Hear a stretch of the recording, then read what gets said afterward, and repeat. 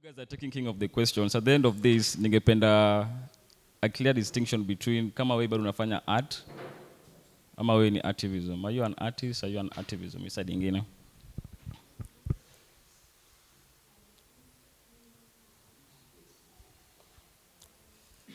Which of the following is a common medium for artivism?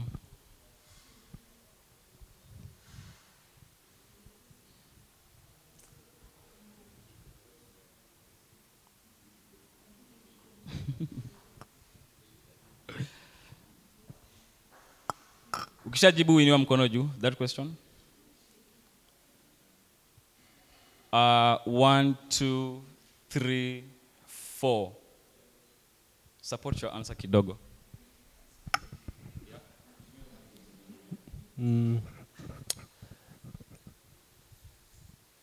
Intricate detailed oil paintings. You know, we are talking about Kenya. That's the reality of things. We don't do a lot of intricate detailed oil paintings. They do, yes, but not about artivism. They do it just so beauty and aesthetics of it, mostly, according to me, though.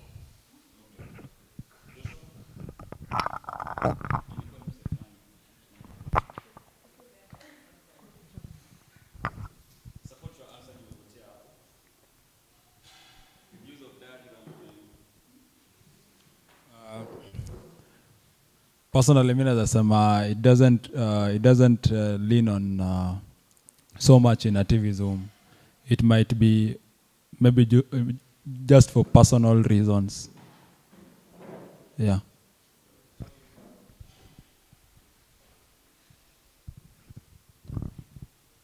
It is not common.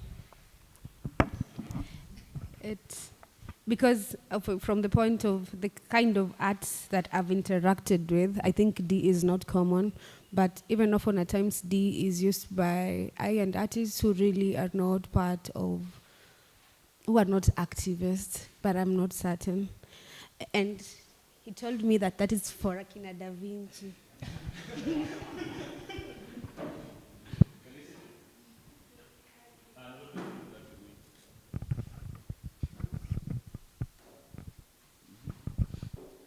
When it comes to artivism, we want, if you are to create a message regarding something, we want the message to be communicated in the most simplest form possible.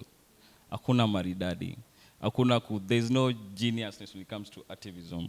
You are targeting the most, ule mse mwenye ako chini, the grassroots person. Yeah?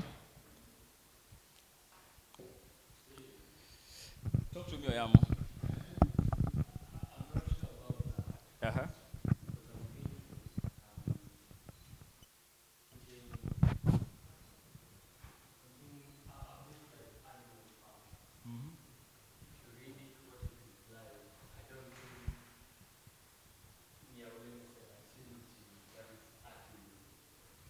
But so, can we also argue that activism content is on a target audience? How do we create activism for like aim to be consumed by different, kill and say all at once? Target audience.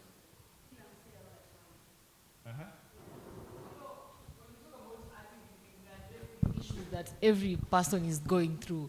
So you can't do an activism piece or whatever you're doing basing it on your audience, unless I don't know, but you're supposed to do it knowing that it's something that you want everyone to interact with, everyone to relate to. It's you addressing an issue that people are going through. So it can't be having a specific tab. I don't know.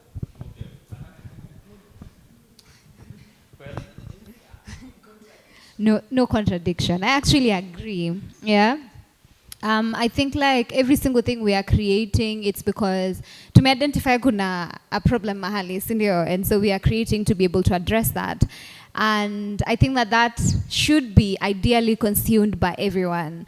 However, I think we also need, as we say that, we also need to have the conversation on the access of activism and artivism to every single person. You see, like, I do believe, like, And it's beautiful, like umeleta, that example. But I do believe that even as the writer was writing, I don't think he was like, inafikia wase fulani, wenye the elite wenye wamesoma, probably mse hajasoma hata manage ku access, o mse haelewi kizungu hata manage ku access. But there is just the thin line of, we haven't made Artivism accessible enough to say, that was such a brilliant book. How about we translate it to Luo so that someone who is not able to understand English can still be able to read it and understand that, yeah? We haven't thought about, how about translating my Sheng piece to a language that ule mse mwenye nikienda kwa ground mtu anaweza elewa, or nikienda kwa place wase waelewi Sheng, I have content that these other people can understand, even if it means translating it to English or something else, yeah? So I just genuinely think it's also a question of accessibility on the things that we are doing, but I generally think it's not for specific people, so everybody, yeah. Actually, I just wanted to double down on what Felicity amesema. Yeah, I think any form of art that is meant for the purpose of Artivism should be accessible to people. I understand as poets, we have a tendency to kukua a bit, sijui, kuficha vitu within your art, but ukificha sana pia, to the extent that people don't really understand what you're saying, then it's, your Artivism is not doing its intended purpose. So yeah, your story accessibility should be, I think, important. But ukao najibu nini? So ya kuficha. Mbona msanii anakuficha? Is it because ni style ama ni hata maridadi ama ni kuna some consequences ya kuficha? Hata wewe Oyamo anaweza jibu, but mimi for me, I think cause hata mimi uficha, I think it's art. And by kusema kuficha simanishi sasa you are not understandable. I just mean how you bend words for it to become art. It's what makes the difference between a motivational speech and a spoken word. Badala ya kusema words just plainly, kuna venye you've bent some words, it sound vizuri kwa masikio ya mtu. That's what I mean. But ikibendiwa sana to the extent yenye probably, now I'm talking about specifically Artivism, to the extent yenye people don't understand, then I mean as a poet, as an artist, you have the freedom to do that, but I don't think you're doing justice for that art. Yeah. Me, I still think there should be an audience for a particular piece. And that doesn't mean that no one else other than the target audience should understand or consume the piece. I was reading Abdul Latif's books on his Artivism life and when he was in jail, and he used to write poems on a tissue paper. And he was asked, how wasn't he afraid if hizo papers zingeshikwa na polisi? And he said, they were very political and Artivism.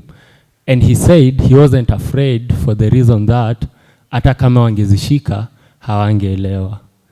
But there are people who would understand that. So I think it had an audience for that. And I'm thinking, so if maybe I'm tackling, let's say, femicide, and I think the solution is having policies in place. And the policies makers, legislators, those are my target audience for this particular poem. This is how I'll frame it. That will be different if I'm tackling femicide with the aim of informing the society that this is a bad thing, it's not a good thing. So yeah, every piece should have an audience, but it doesn't mean anyone else who is not part of that audience will not understand or not consume.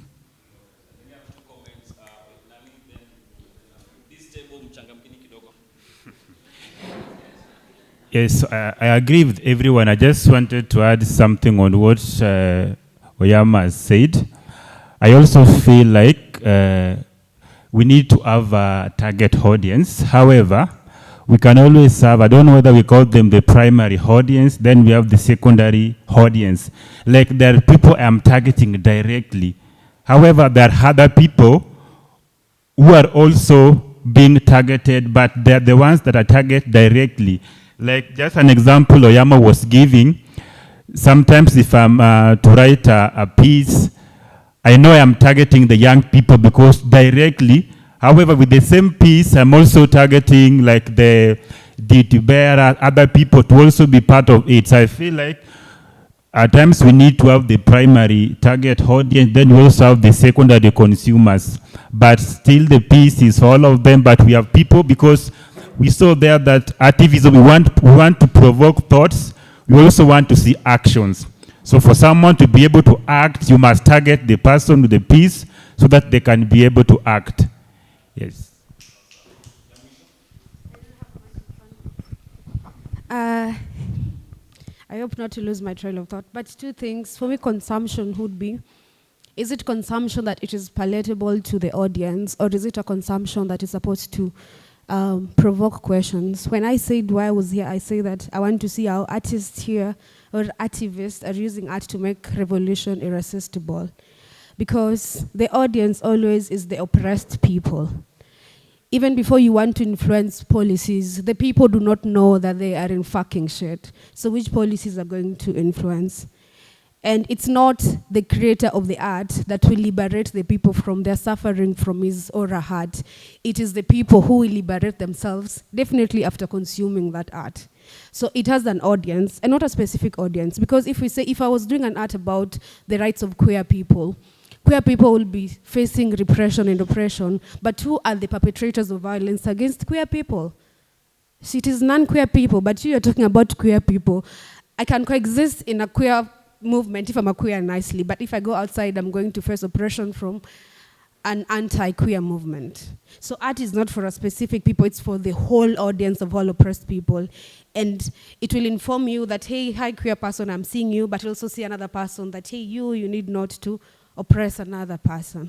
And also to finish, it's, for me, I struggle with the language and Luo and English.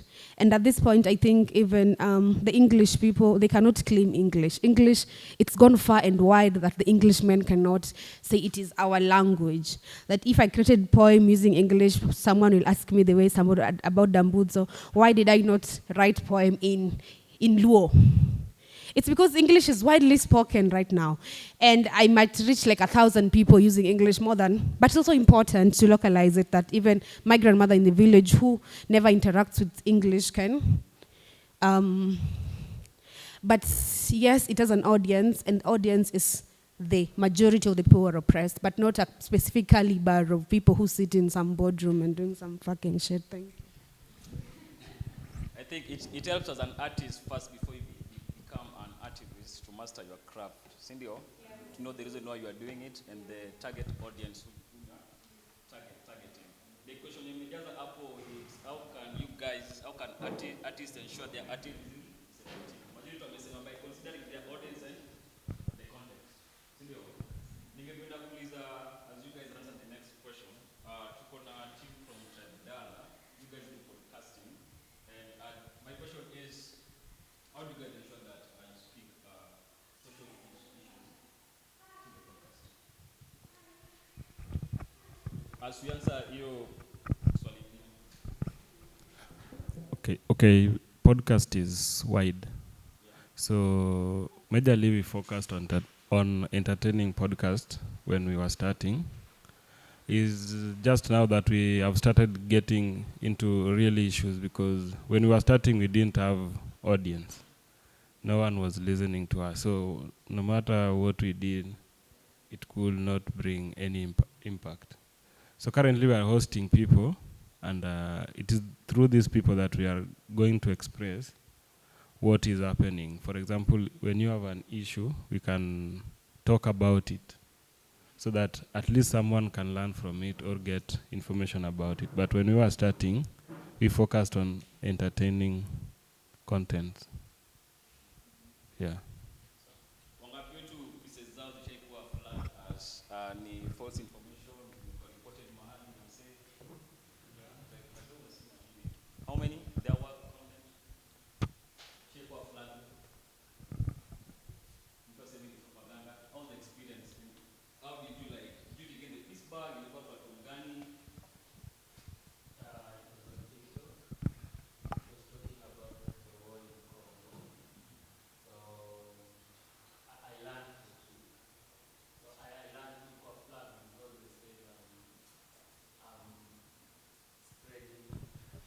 information that could cause violence.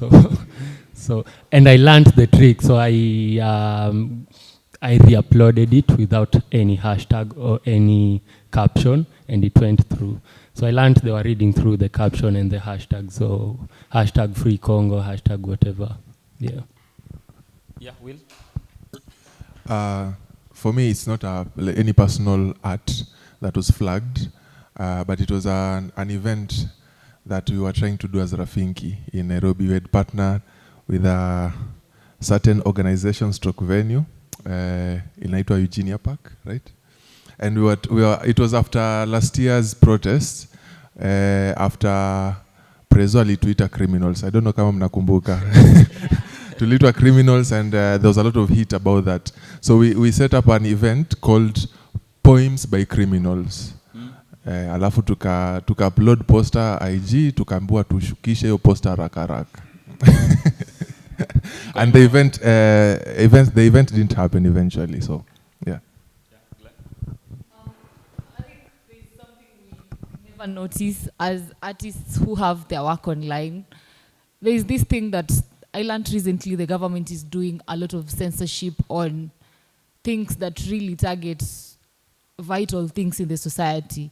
Like, for example, you can post your piece on, let's say, governance or maybe maandamano, and then you post it on TikTok, you only get 200 views, and you're like, mbona piece yangu haiendi mahali?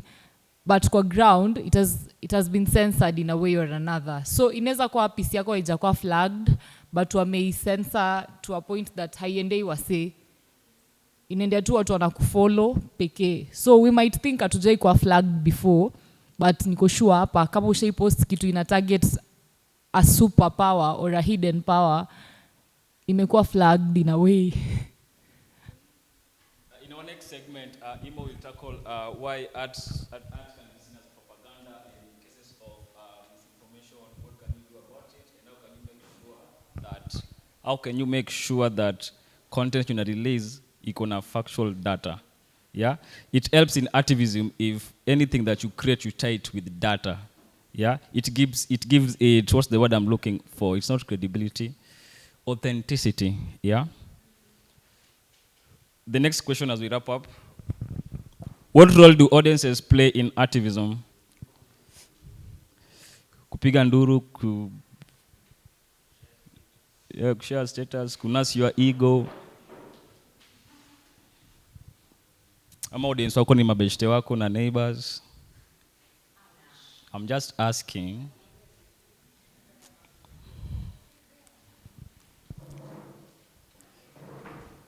And how do you make sure as an artist, as an activist, that the audience engages with your work? Yeah, kuna work zingine, si ati kuna work zingine, sometimes an audience might fail to interact na kazi yako.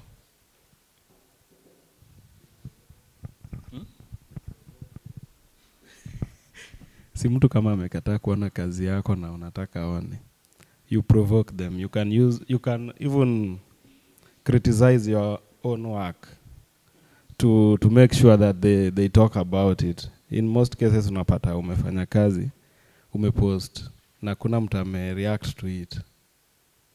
Ama it is an engaging, for example, if you post something and you want people to talk, they just like and go.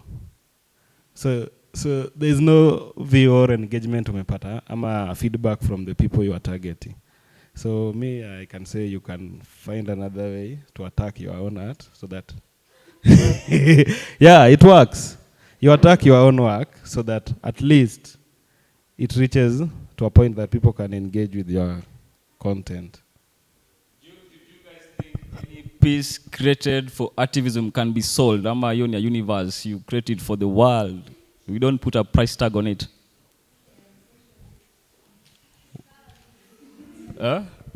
Are you selling it, ama is it for the world? Mna volunteer currently. Feel in the need to kisonga mbele because of time. Yeah, bado.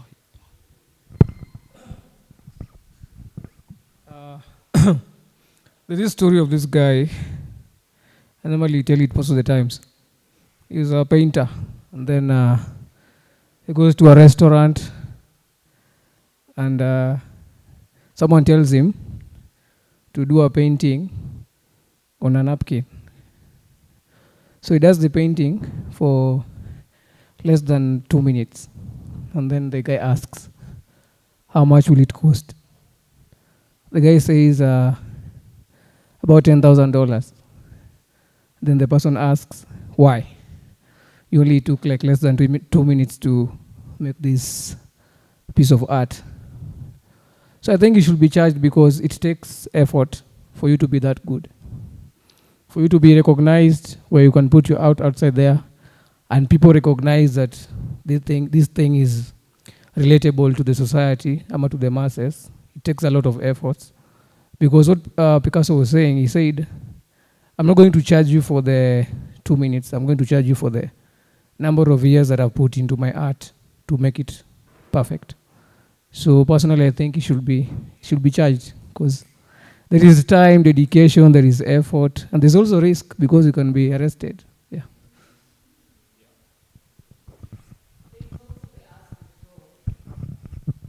You can never buy art. Tuambeni ukweli. You can only appreciate it. Hata uende kwa art gallery, trust me, pesa umebuy nayo yo art, umebuy nayo when you're thinking it's fucking expensive, it's not. You're just appreciating the artist because he or she is still with the art penye yako. Kitu amekupe is just a sample of what they do. Even if someone comes here and perform their spoken word piece, trust me, there's no amount of money that is related to the effort, the time, the thoughts, the creativity, everything that this person put in for your piece. So you can never buy art, you can only appreciate it. So yes, it's for the world, but the world has also to appreciate artists because in one way or another, without artists, this world is like should be priced. An empty Unaona kama Kisumu, they paid influencers, people who, what do you think, to make sure that people don't go to protest. So I think if the motive of the art is to bring an outcome that's for the society, it should be priceless because if that happens, like for Kisumu, people didn't go for Mandamano because there are specific keyboard warriors who are paid to make sure that they loosen people's morale not to go to protest. So for them, they were paid, you see, and for Mandamano, if we would have gone, the conversation would have been different now. So for them, they earned because they know how to write. But they know how to write. They have a few influence on social media. And for the people, the society, people didn't go out because they influenced them that if you go to Mandamano, this and this can happen to you. So people lose morale. So if the motive of the art is for let's say aesthetic, you can have a price. But when it is for the people, I think it will be priceless. When keyboard ulipata kitu on Wednesday kwa M-Pesa? I personally was not paid, so I don't know what he's talking about. Okay. First of all, Amor, beautiful perspective, brilliant. But there is the question of who's an artist? Are influencers artists? No, I do not think so. Actually, no, I do not think so. No, they are not artists, yeah?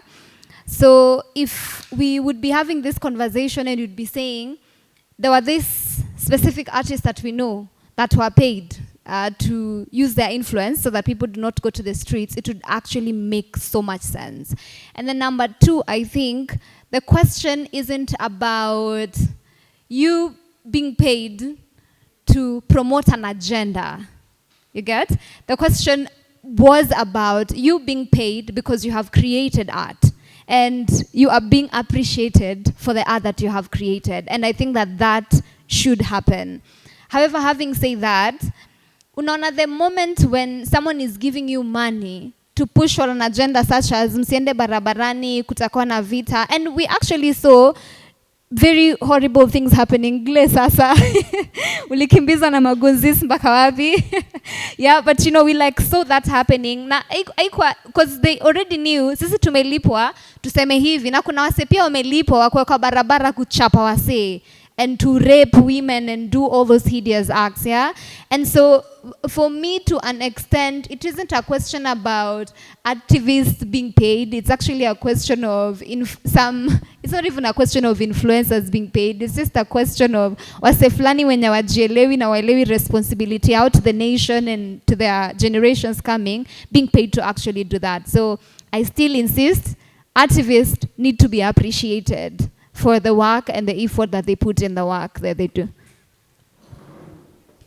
All right. Made, tafadhali, let's fill in the more to answer the question mpaka tufike mwisho to save on time kindly. Mi point yangu ni ile. I am a socialist, so Felicity said it. Those people who are paid to preach about peace, it is saddening that we have stupid people among us. They are stupid people. But number two, they're not artists. Okay, they are not activists. Sindio? Because for you to become an activist, God, your term, definitely you are against social injustices. Sindio? Now you use your art, kuendeleza hiyo injili, your social injustice, irudi. So they were not at that. But also I'm thinking that maybe this could be a very opportune time for activists to interact with us and let us know why was it that there was no turnout in Kisumu for the maandamano. Because as your propaganda, because I believe also the work of artists is to kukataa the propaganda ya watu. We can use also art kueneza that why is it that we are having a semblance of peace in Kisumu while we know there's no peace because there's resentment that is still simmering among the people. Art will do that. But for me, I think the greatest undoing of capitalism is that we think money will always equate to something. Like if I paid you 100,000, will that make you feel better? If I paid you 100,000, and that is the greatest undoing of capitalism. But I think we cannot equate money or any other monetary support towards art. We can appreciate them for progressing conversations. And I don't know how much that money would be. But also for me, the best form of appreciating, even apart from monetary support, would be creating those conversations that the creator of the art intends as they create their art, I think. Yeah. Meguza maandamano ikabidi tu nimeongea. First things first, for let's say maybe you are both an influencer and an artist at the same time, because some of us create content and do spoken word at the same time, yeah? And then someone comes to you, anakuambia shika hii 5K, enda kwa social media useme sisi tuko kwa serikali, hatutaki maandamano, and then you take it. That means venye Mungu alikuwa anafunga zile nuts za brain, kuna nut yako fulani alisahau kukaza, iliachwa loose. And that is making you do crazy stuff. So artists have the role of making people speak one voice through their art. Because tukisema in Kisumu people never turned out for maandamano. You know it's a lie. Yeah. We went. Ile mbio tulikimbizwa. But we went. But you see, the narrative out there is mostly people are paid. Influencers were paid 5,000 shillings, goons were paid 2,000 bob. Alafu people never showed up. Alafu people were saying tuko kwa serikali, si tuko sawa. So you see, as activists we were there doing the thing. But someone literally said we are paid activists. Tumelipwa kukuja kukose chaos. We even ran to a police station and a woman was beaten ndani ya police station. Tukiwa hapo na hakuna kitu polisi anafanya. So watu walienda maandamano. Tulienda. Watu wangapi walienda maandamano? Wanaweza kuwa wengi ama kidogo, but nimekuwa na swali nyeti fulani, also for Kisumu residents And earlier tulisema like as an activist, you should know your target audience. Sindio, do we know how exactly residents of Kisumu are feeling towards revolution, maandamano, the government? Being that tumekuwa like in the Nyanza side imekuwa kwa backyard ya opposition since time immemorial. Do you think kuna wase feel like been there, done that, we ain't doing it again? But now people are just using the money to silence all these things. Yeah? Amoru kuna maoni. Can we just raise tukijaza hii stuff to have this conversation? I'm almost introducing my next facilitator to talk about forced abduction and the consequences of creating these beautiful things that you guys want to provoke. Amor had something, Gle. Yeah, I wanted to say that, let's say, for example, let's use, for example, let's know the intended purpose, I mean, of the art. For example, when I talk about Mandamano, there are people I know that they do activism. Then they were paid to influence people. Because they have a prize, the people with money use that as a weak point to pay them to influence people not to go to Mandaman.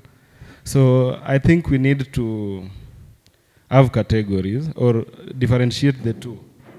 If you are doing it for the people, it should be priceless so that when someone comes to pay you, you doesn't have a price. But if you are doing it for something that you need to make money from, you can have a prize. That is what I think we can do. Janice, wanga usiende mbali. Phil, on your point on how residents wa Kisumu feel about the whole maandamano, I would say over 100 times I have heard people make this comment here. Wacha, okay, they're so tribalist about it. They'll be like, wacha watu wa Rift Valley, wapi, Nairobi, wapige kelele. Sisi tulishapiga kelele, wacha to relax. There is so much of hiyo comment. So I would say, yes, so many people are rolling na hiyo mentality. We have been there, we have done that. Wacha sasa wengine wapige kelele, si to relax.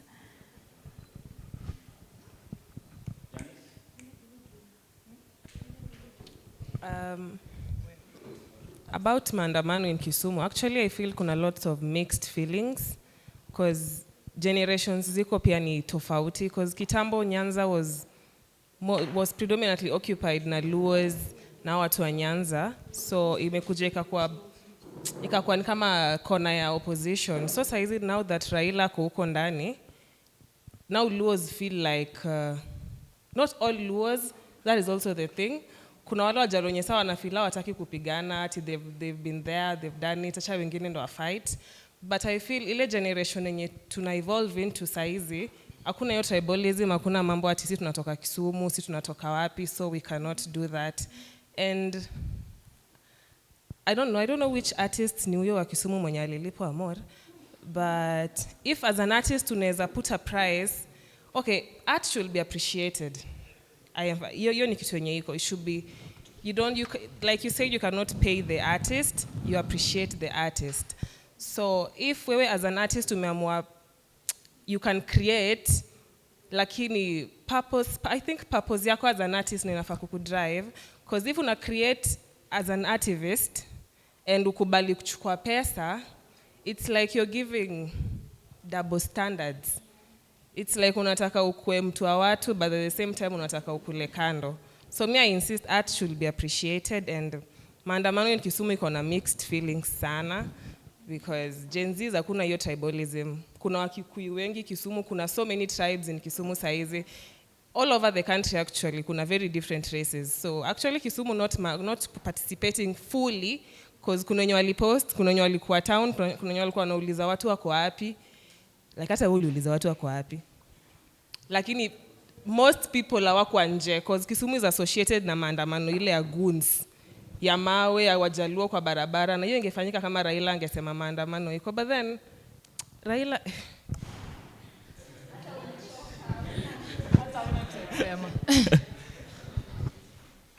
Yeah, But then unajua when some of the people in Nyanza says that they're in broad-based government, it is something that is disgusting when blood is cheaper than fuel in the country and somebody is busy opening his mouth or her mouth that they're in the government.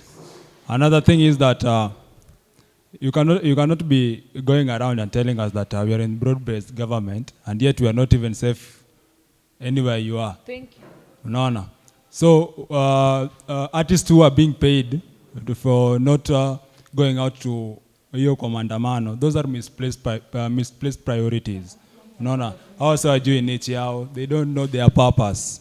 And for art, art must be appreciated because sisi wasanii tunasema, mimi personally mimi husema we are hunters.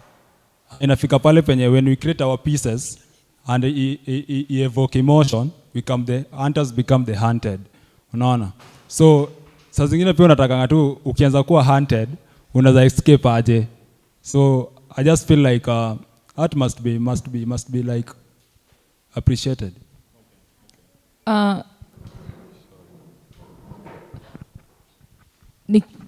Kuna kitu we need to understand. For the longest time we've been fighting tribal wars in this country. For the longest time.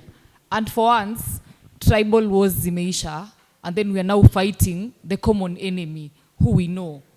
So as a people, we've failed, kwa sababu tumefika point ya, tunarudi ile tribal wars tulikuanga nazo. Ati sisi kama Wajaluo hapana, sisi kama Wakikuyu hapana. Like we're going back to that freaking time. And if you can remember whatever happened in 2007, you can't want that war to come back. Uwezi taka. So as a people, we are failing.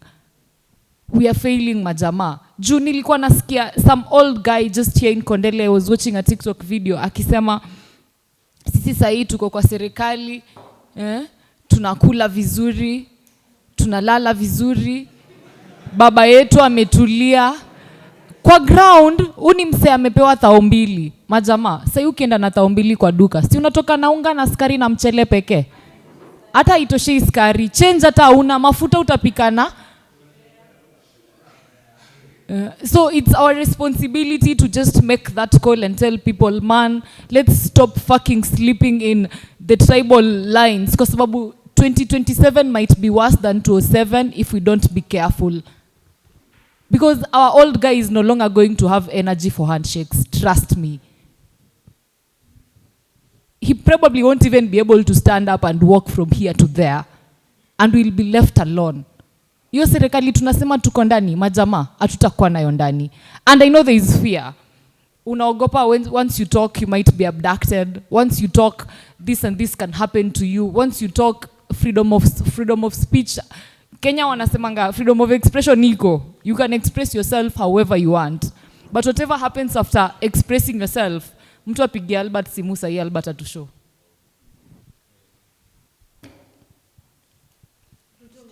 Must go, manze. So I know there are consequences of you speaking up. There are consequences of you being bold, doing your pieces. But at the end of the day, ukijifanya unanyamaza. There is a wise person who said, juzi walikujia neighbor wangu akona miss kuongea. Wakambeba akaenda.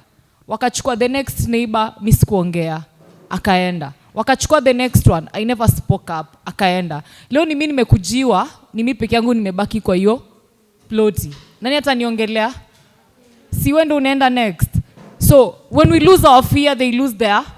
We lose our fear, they lose their. Hiyo ni kitu inafaa ishingi tu kwa akili yako. As an activist, pewa hiyo 5K, nunua data, post must go. Post it, like, juu ni pesa yako hata wanakurudisha. It's the tax they steal from you.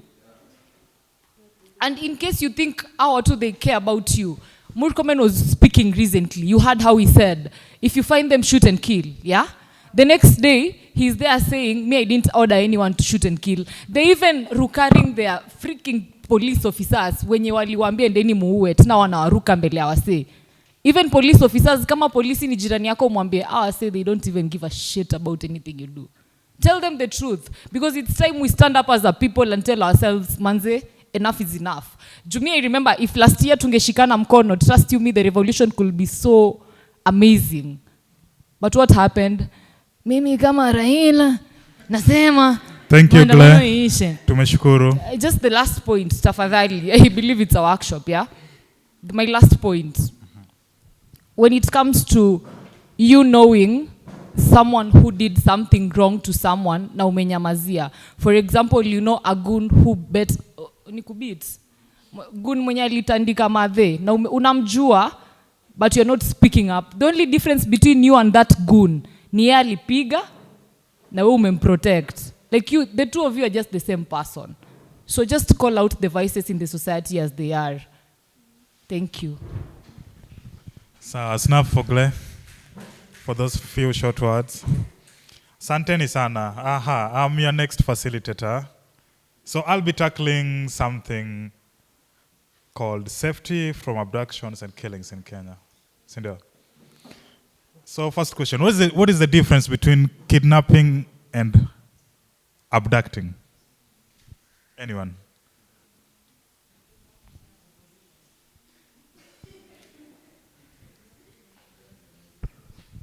Yeah, naweza sema kidnapping ni more of the action ya nakuiba na na claim ransom. But abducting, napita na wewe, I do shit to you, ndio nyamaze ama upunguze kelele, la pia naweza amua ni ku-release back to the public ama ni ku... Yeah.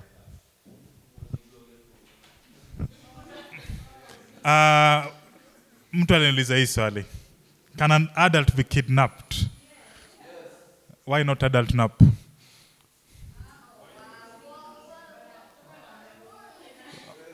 All right, so an adult can be kidnapped, right?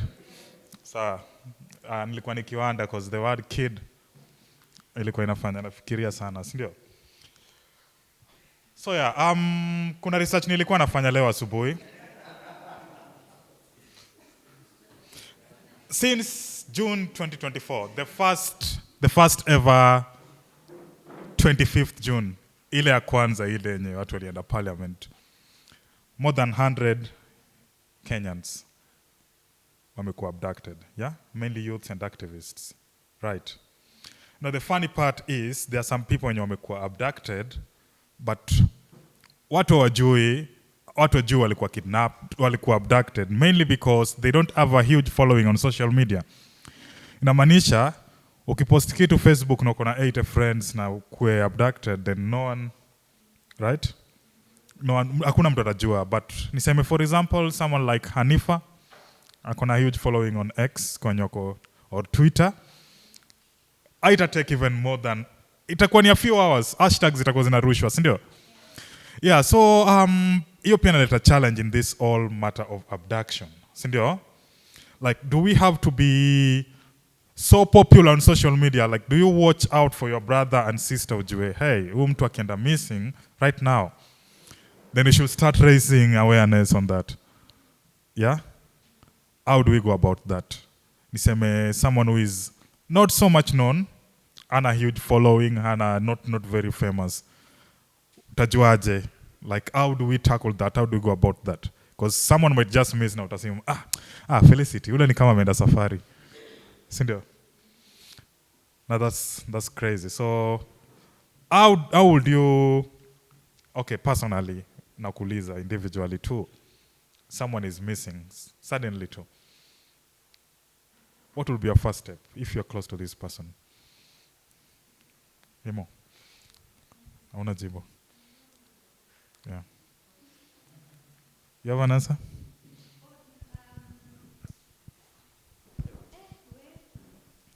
Because we were just having this conversation yesterday, tukienda home. We were just, and it's beautiful because we are talking about it. Jana tulikuwa tunajiuliza, what exactly is the price? The revolution is costly, yeah?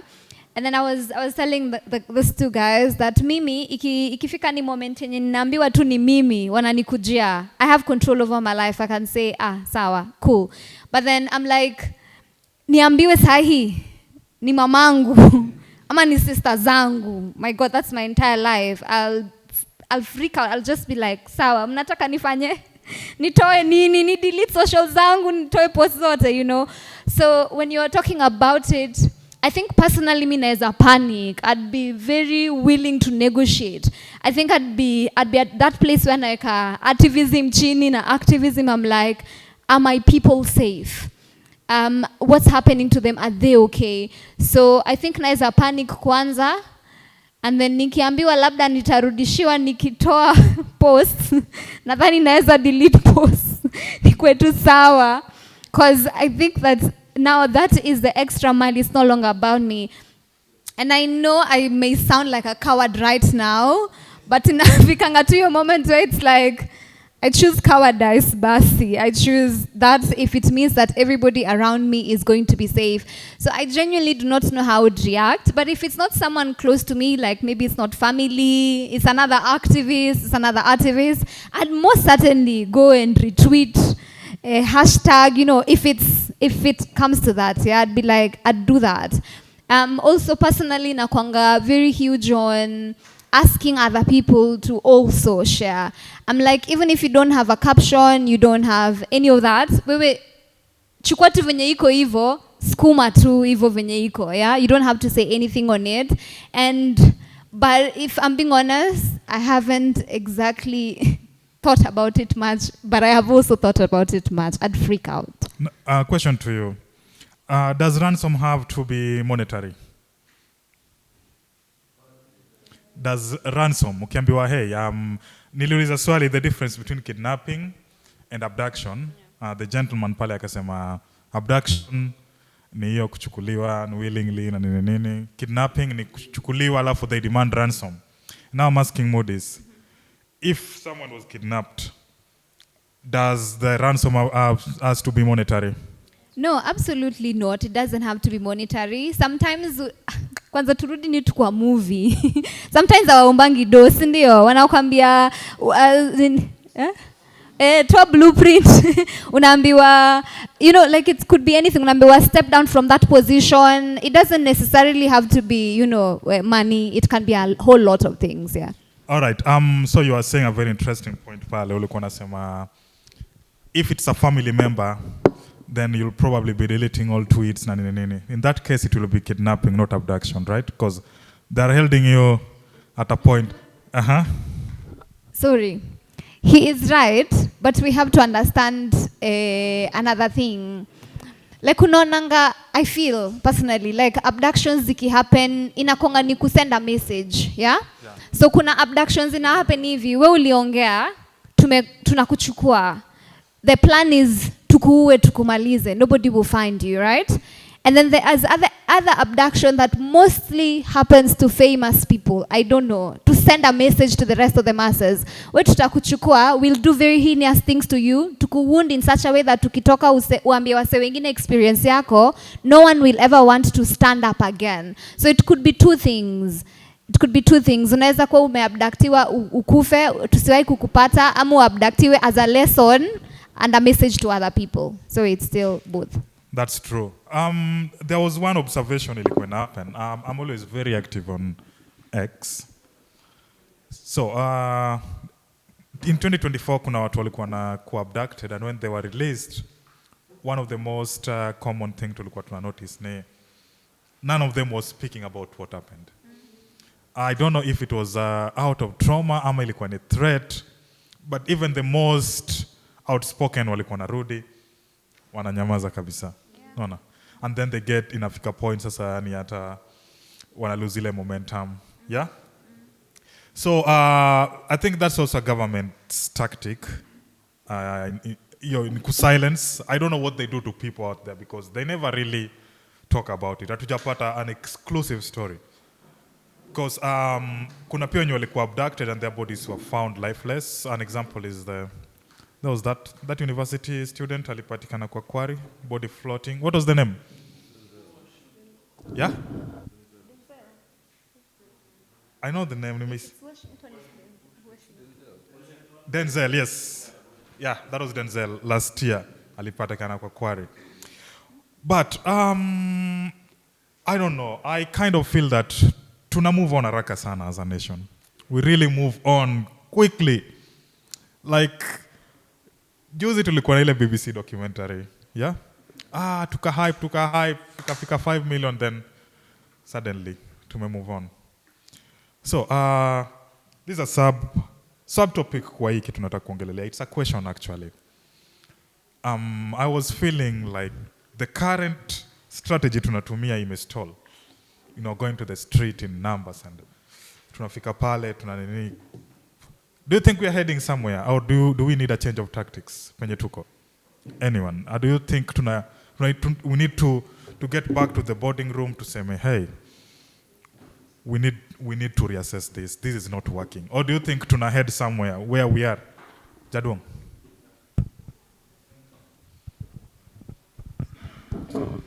Hi guys, again. I think the best way is not to go to the street again over and over and keep losing our brothers and sisters over and over. How about we just sit down? We have great minds. We can think of strategies, yeah? That's my opinion. Either online or anyhow. We have to plan this thing, not just go there and shout root or you'll never listen.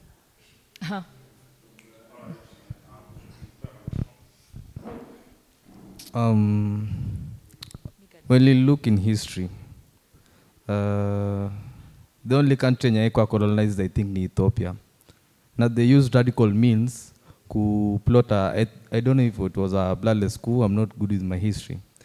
And well, yes, we can look for other means. You can sit down, try to talk to these duty bearers, tuongeleshe hiyo yote, but unfortunately I don't really think it's reclaim our power by radical means. As much as I don't support it, mimi ni mwoga sana, won't lie. But that's the only way that will work.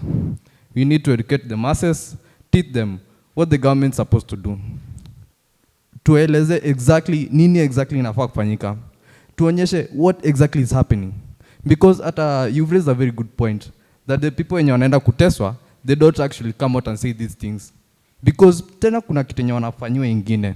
Imagine if you are raped, you are sodomized, and then they take a video, alafu anakuambia ukiongea hii na spread. Just imagine. Imagine your family members wakiona hiyo yote, hata kama let's say umeongea na nini, umeeducate watu, hiyo video bado itakuwa kwa akili ya mamako. Lingering, halali, inakusumbua. So that at the end of the way, I think a very big core of whatever we're supposed to do is teach the masses. Tell them, tuwafunze nini exactly hao watu wanafaa kufanya. Hata if we try to go to elections, nini, hata mnaona, hao watu ukiwekwa for these leaders, these are the people wenye wanafaa kuhead elections. Wakiwekwa, how president anawezaje weka the leaders wenye wanafaa kupreside over IBC? How? And clearly unaona akiweka, but unaona the same people are compromised. Unashangaa DCI wana investigate IPOA wana investigate DCI. Yani it's a long con game. It's a long con game. Na this battle mtashinda tu na akili na kama mko radical. Na kila mtu ako na their own part ya kuplay. Kawe ni keyboard warrior, cheza part yako kama keyboard warrior, saidia kuplay kwa wake the masses. Kawe ni activist, kwa activist na saidia kwa wake the masses. Kila mtu ako na role yake ya kuplay. Thank you. Well, it's funny, you know, there's a quote I read ilikuwa inasema, no, you can only use non-violent means to people who have conscience. Do you know, ushaiketi chini ukajiuliza what we are really facing? Like, we literally have people who hire goons to rape women and to stab women on the streets. Najua. Kuingia kwa supermarkets and police provide security for them. Wanaingia, polisi wako hapo nje. Alafu unajua watasema nini? Protesters did this. And they'll continue doing. See, it's like fighting, it's like wrestling in the mud with a pig. Well, both of you will get dirty, but the pig will love it. So yeah, tutashinda tukienda kwa streets, but then the dirty tactics. Unajua? Okay, Gleo kuna 30 seconds. I'll try. All right. In Kenya, hata 30 seconds, but I'll try. First of all, when it comes to abductions, trust you me, whether you go to demonstrate or not, they'll come for you if they want you. Evidence ni nani? Ojwang. Alikuwa home.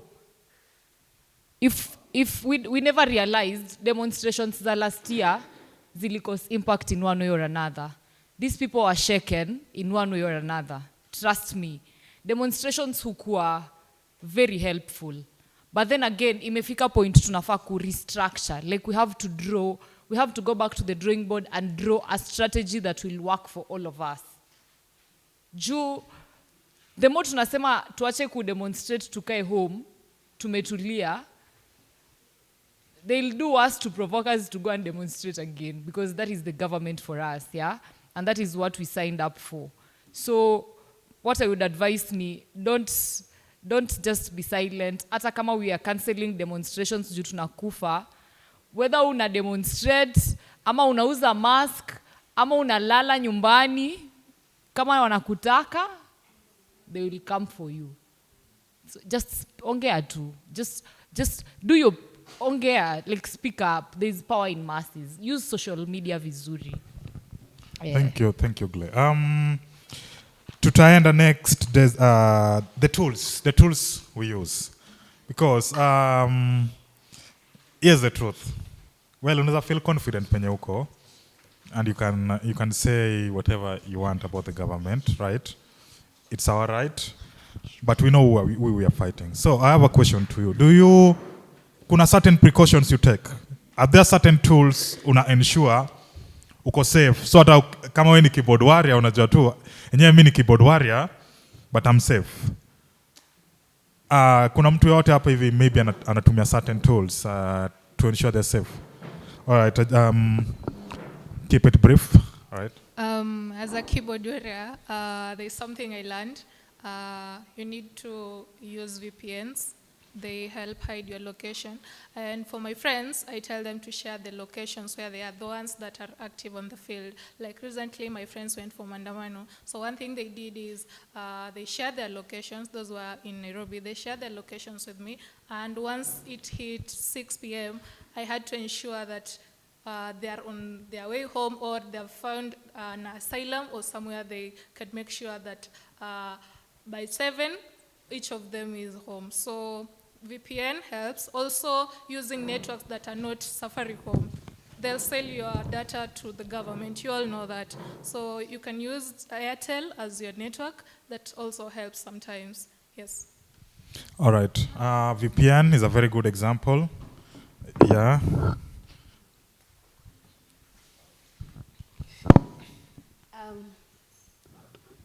As someone who often at times goes for the physical picketing and would pull some political things, I minimize my social media interaction from my personal life. I don't, because it's a long way. They can get to you through your family, or they can use your family to silence you. So I don't post about my personal life, especially on Facebook, X, or IG, or people that are my friends, and also never have my location on. It is always off. Yeah.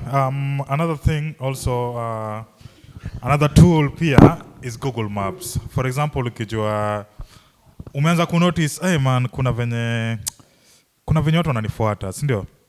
Now utaambia wenye people who are closer to you, friends or family, always have your live location on. Maybe your link to your live location, so they know where you are at whatever time, si ndio? Because unaweza chukuliwa next thing uko Kiambu, watu wajui uko Kiambu.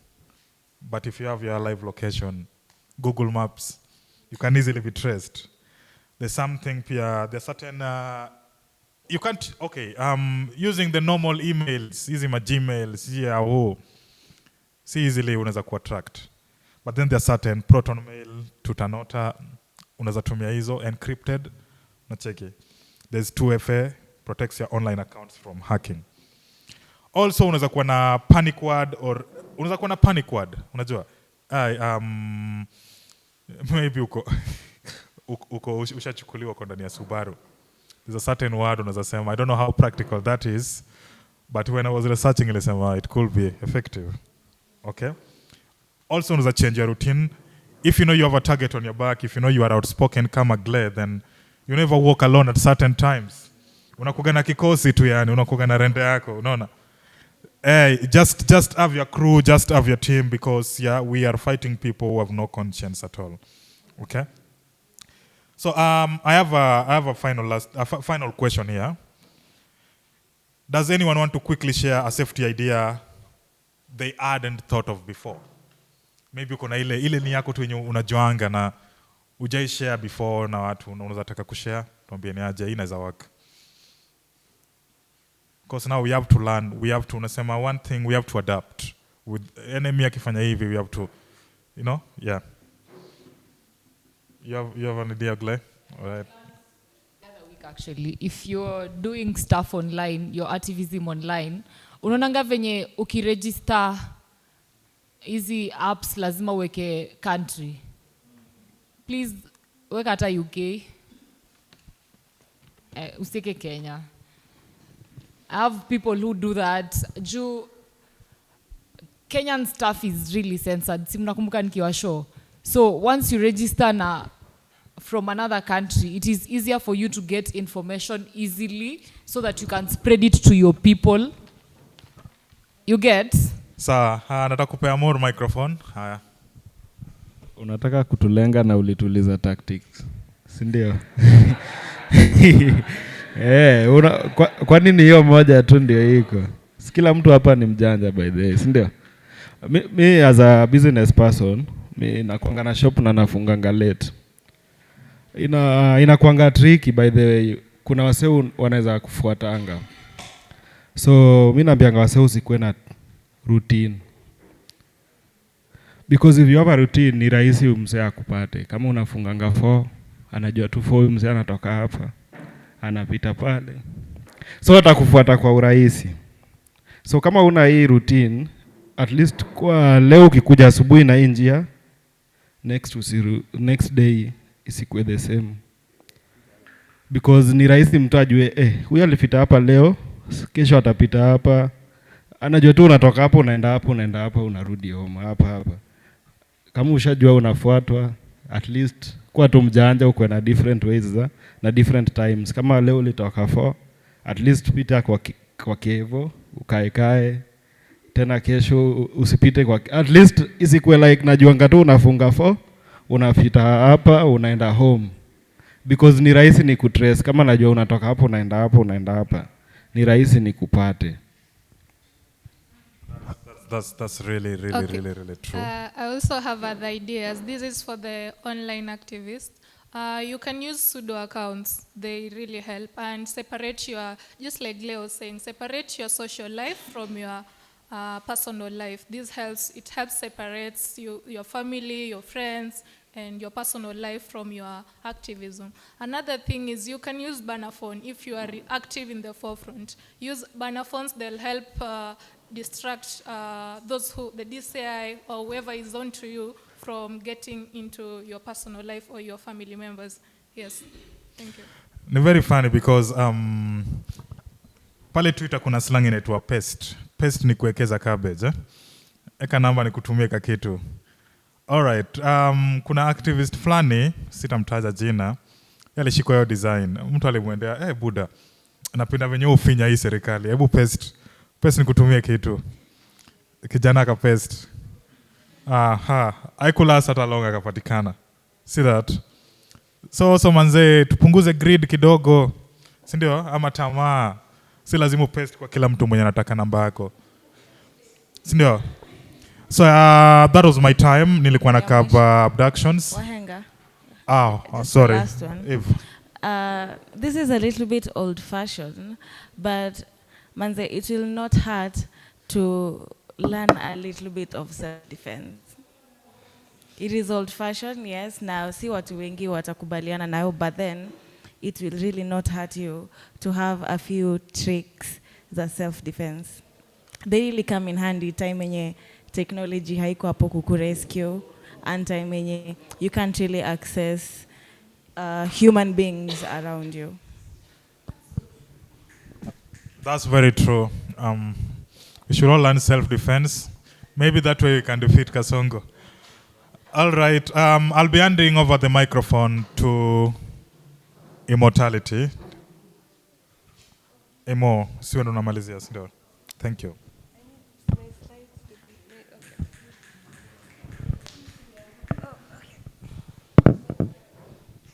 Hi.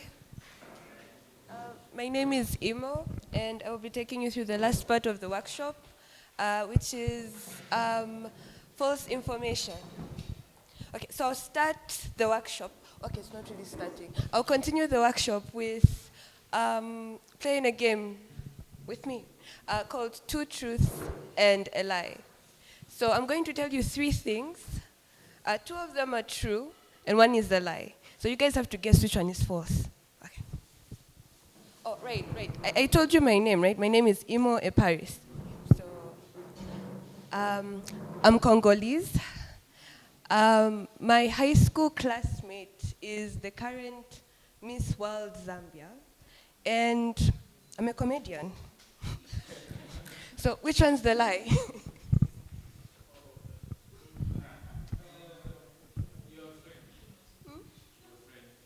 My friend, okay.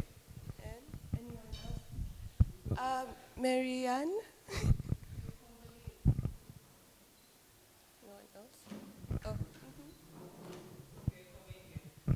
Don't look funny. Yeah? I'm a liar. Thank you. It's pronounced lawyer. No, I'm not.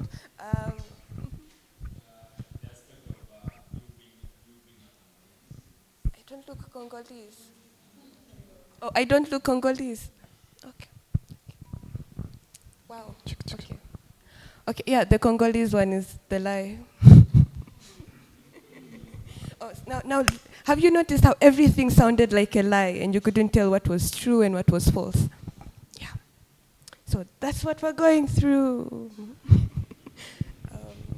Let's see. Oh, we're continuing the game, by the way. It's called Did This Happen or Nah? This is a post about that happened it's in something about Oregon. Apparently, there was a dead whale that landed on the beach, and the authorities were like, you know what, we don't know how to get rid of a whale, so let's make it explode. Do you think this happened? Yes? Okay. What about this? Wajir Town orders all donkeys to wear diapers. Did this happen or nah?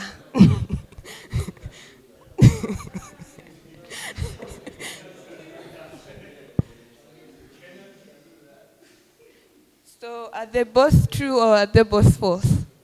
Or true, false? Or true, false? Okay. And let's go to the next one. I got this on Facebook. Mombasa residents told to take tea to cure coronavirus. Did this happen or nah? Is this real though? Can black tea really cure coronavirus? And then there's this one, 2 teenagers arrested in Kenya for smuggling thousands of ants out of the country. Wait, this happened? What about this? No? Oh. Okay. What about this? South African woman gives birth to 10 babies in Pretoria. Oh, this is true? Okay. Now the moment of truth. This didn't happen.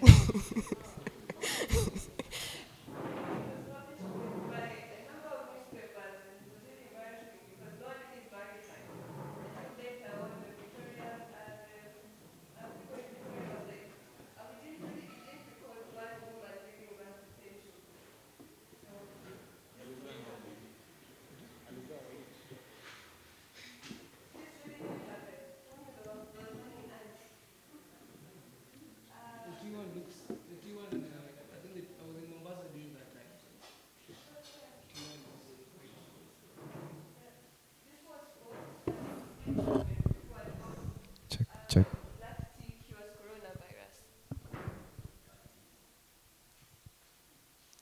Am I going backward? Oh, sorry. This happened. Yeah, so they blew up a well. It backfired. And this also happened in 2016.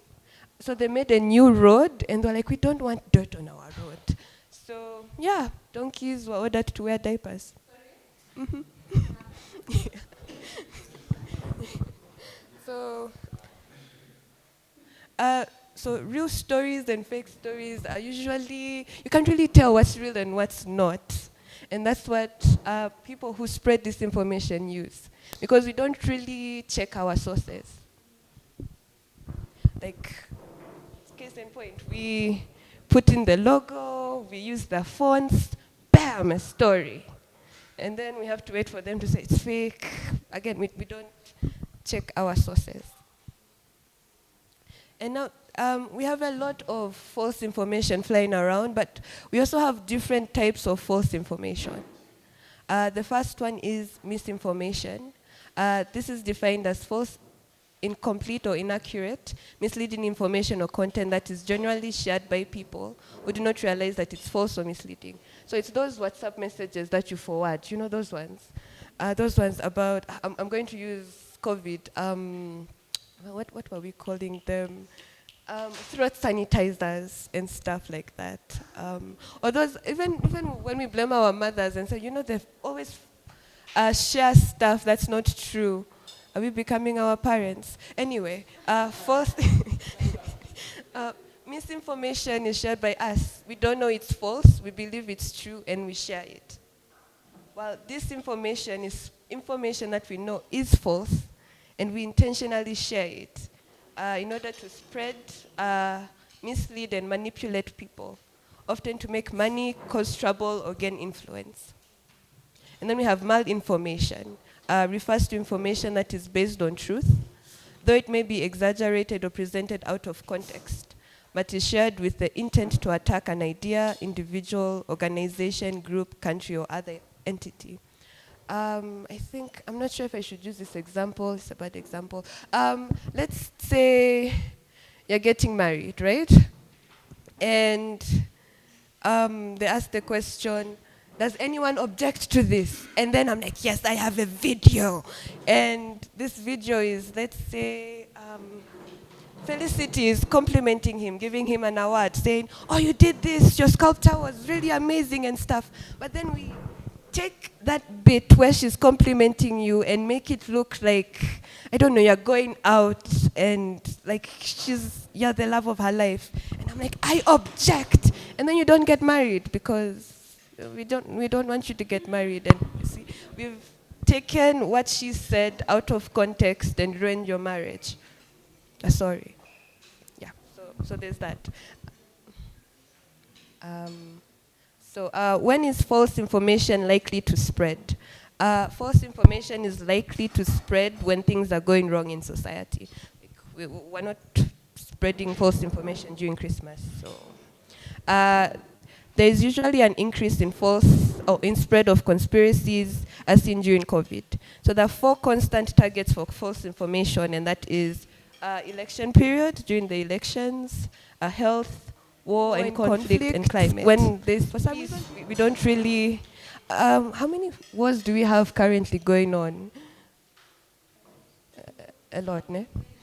And there's a lot of information about that, and you can't really tell what's true and what's false. We have 2 wars going on. Huh? Oh, I asked, how many wars do we have currently going on? Yeah. And there's a lot of info out there that you don't know. Was this fake? Was this real? Did this really happen? Are we really having a 3rd world war? So many things going on. And then there's health. I mean, we all lived through COVID, and there's a lot of false information around diseases and vaccines. A lot of people are against vaccines for some reason. And we can also use that. Let's say someone gets the vaccine, got the COVID vaccine this year, and then dies a year later. I would be like, he died of COVID. The vaccine killed him. I'm like, it's been 12 months. What do you mean? So there's a lot going on in the health sector, as well as elections. Yeah. Should I keep going fast? Oh, okay. So currently a misinformation tycoon. So welcome to my masterclass.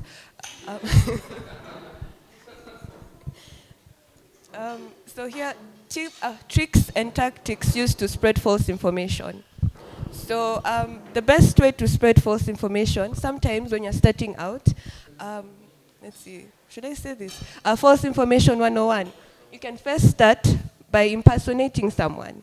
Maybe someone with influence or someone with a strong following on online. Impersonate them. This was actually a game I played on a site called, what is it called? MakeBadNews.com. So I impersonated Nickelodeon and told them SpongeBob has been cancelled.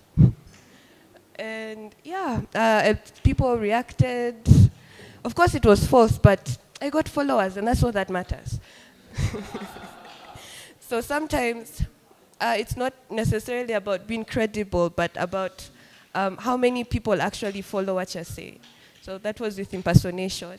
And then I went to emotion. You don't, again, what you're saying shouldn't, it doesn't matter if it's false. Play with people's emotions, tap into the fear, tap into the insecurities. And we did that with COVID, with the vaccines. No, people are dying. So you're scared to get the vaccine. Eh? And also, actually, to raise your fake, your business about when you're, what do you call it? A fake newsmonger, make sure you look legit. Start a news site. Call yourself honestnews.com. And then start spreading this news. Vaccine killing people. Oh, and you could also tap into stuff that's actually happening. Yeah, and exaggerate it. Are you taking notes? And then there's polarization. Make it look like it's you versus them. It could be you versus, as we were talking about, the government. You versus your local authorities. You versus your school. You versus anything. But make sure you're not united. Yes. Or we could do it in politics. You could do it in health. But again, create that you versus them aspect. That's polarization. Conspiracy. Again, create a whole conspiracy. We could use the, what is it called again? There was a recent crash that happened, the India plane that crashed. Yeah, make it, you can use that conspiracy. Again, it's best when you use something that actually happened, because it's more believable. Like, did they really investigate what caused that crash? Is it really true? And then if they try to defend themselves, discredit them. Like, you can even hire Twitter bots and stuff. Make sure this information is spreading. Force them to resign. And then we have trolling, which is also related to this. Sorry. Again, just spread false information, make them feel inferior. And that, my friend, is how you learn how to become, and once you're done, you become a Casanova in false information. Yes.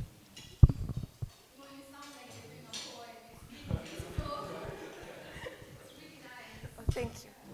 So these are. You want to say something? Oh, should I? Oh, I got Unajua, as you're speaking about tricks and tactics used to spread false information, I am thinking about what happened to our comrades, Comrade Generali, Comrade Chebukati, and Comrade, I forgot his name, Mulingwa. So the DCI on their page posted about 3 men who are well known to me and also to some of us in the room, that they were goons, they're the goons, and they're the ones who I think mobilized people for the Wednesday memorial, whatever for. And you know, for me, how the DCI, it's not even being about lazy, they know what they're doing and it is a strategy and there's a narrative that they're trying to push. When they post 3 people, well known to people, that we recognize even their work as community organizers in their page, and to say that they are the ones who are goons. So I don't know, I was just thinking about false information and how it can also be used against an uprising. Yeah, that's very true. And so now you know the tricks. Oh, and to remember the tricks, we have an acronym called DEPICT. D for discredit, E for emotion, P for polarization, I for impersonation, C for conspiracy, and T for trolling. Yes. And I'm not sure. So now I have a question. With the rise in AI use, what are some of the ways you use to spot an AI-generated image, face, or profile?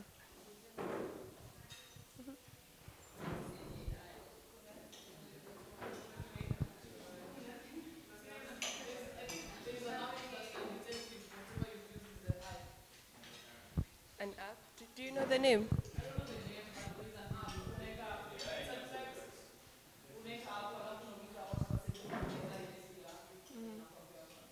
Okay. No one else? You use your eyes. Please, if you're making a contribution, please try and use the mic, please. Oh, sorry. It's right here. Anyway. So some people have AI detectors in their eyes. Yeah. Anyone else?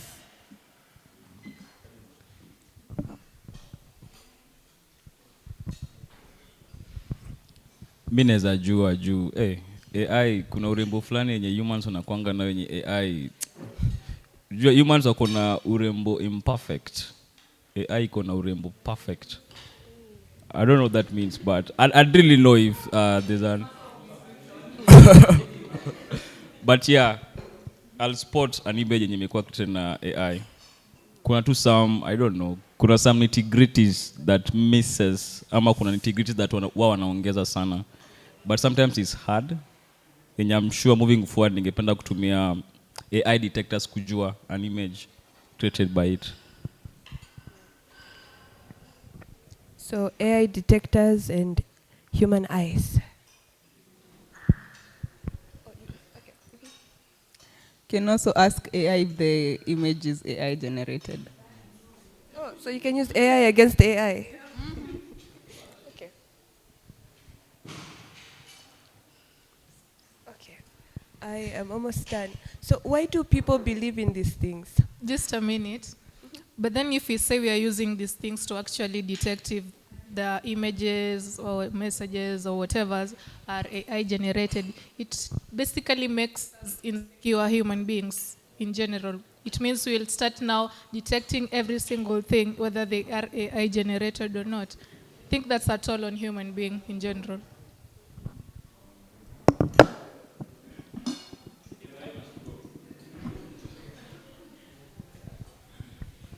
Fun facts. Do you guys know that using AI in one way or another, you're contributing to the climate degradation of the world? Do you know where the AI machines are? Ziko chini ya maji gani? The AI machines can't work. They are so heated, they have to work underwater so that cooling can take place. And when that happens, what happens to the water? So using AI in a way is like degrading. Yeah, it's a fun fact that you need to know. So Mimi, I'm not pro AI. I'm not someone who advocates for people to use AI because I know the challenges that the climate is going to face in future is as a result of technology stuff like AI. So I don't know. AI too ikuwe cancelled.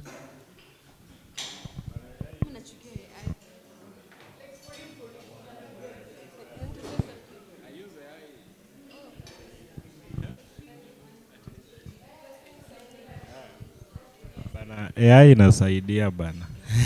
Bana AI must go. I can support, by the way. There are so many things AI inaweza kusaidia as an artist. Ni venye tu, you need to learn about AI. You need to know at least ni nini unataka kupatia AI ndio ufanye. Because as an editor, mimi naweza tumia AI kuedit kazi ingeni take 3 hours within 30 minutes. AI ishanifanyia hiyo kazi. So, mbona nichukue 3 hours when I can use AI for 30 minutes na nifanye the same thing. It's just that you need to learn how to use it. In as much mnasema ndio inaribu something, but pia inaweza make work easier for you as an artist.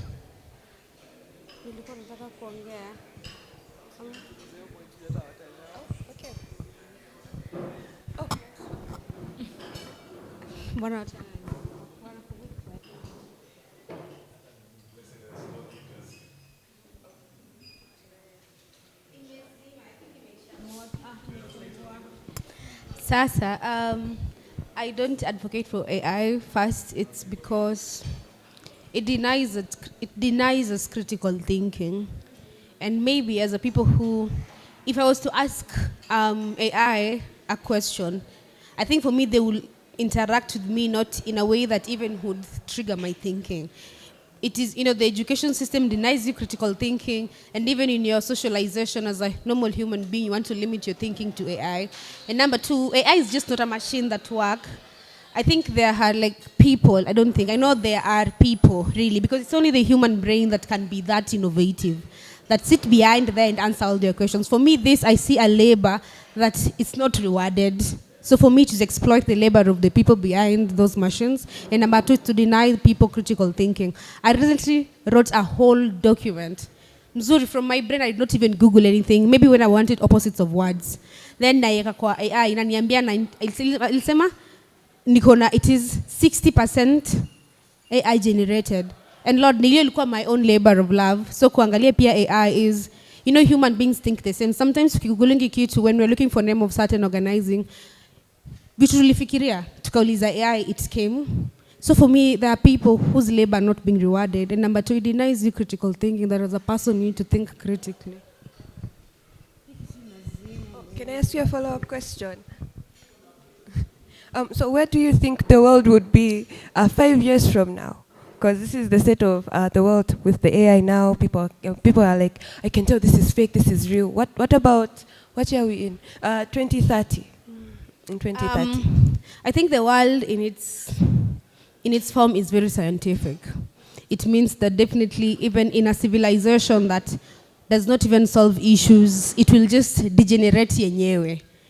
And I'm definitely agreeing that in the next 15 years, the world is moving towards technology sana. But maybe there's also a way, I'm looking at it dialectically, that how this technology itazidi kudidimia. But if it goes like this, for me, it is just denying a generation who will not answer serious critical questions. A generation who would be, of people that I hate, will be very liberal in their organizing. And I don't know.